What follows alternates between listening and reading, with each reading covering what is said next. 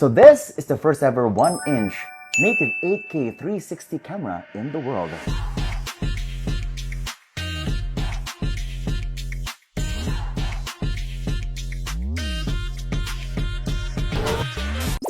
Siyempre, unbox muna natin. In fairness, magkasya dito lahat yung mga accessories. Uy, ito na. Guys, ayun o. Ito yung stick kanina. The stick. Meron pang mount.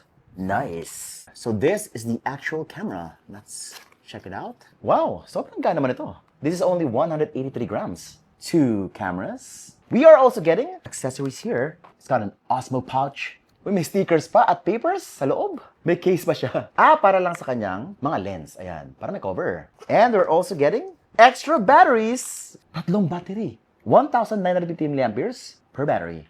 At charge na rin po ito ng mga battery. So meron siyang magnet dito.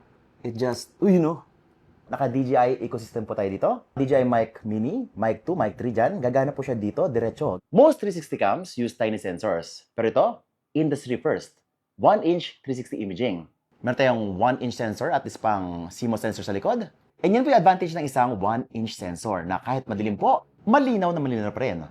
This is 25% better sensor utilization. Mas malaki yung sensor, mas malinaw.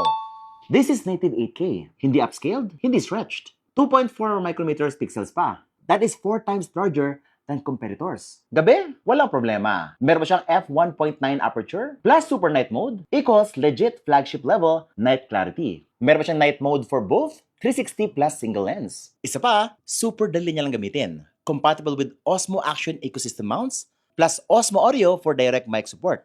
Snaps in place. Tapos pag nire-release mo lang siya, pull, and there you go. By the way, if meron ka mga DJI Mic Mini, Mic 2, Mic 3 dyan, gagana po siya dito, diretso. And guys, hindi mo na kailangan ng receiver dito. Built-in na po yung receiver dito. All you need is the transmitter or yung microphone mismo. Plug, mount, and shoot.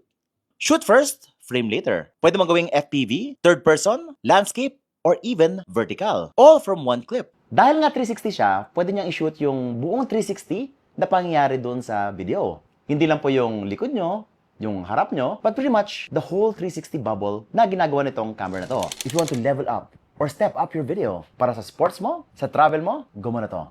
If you want the most advanced 360 camera right now, this is it, the DJI Osmo 360.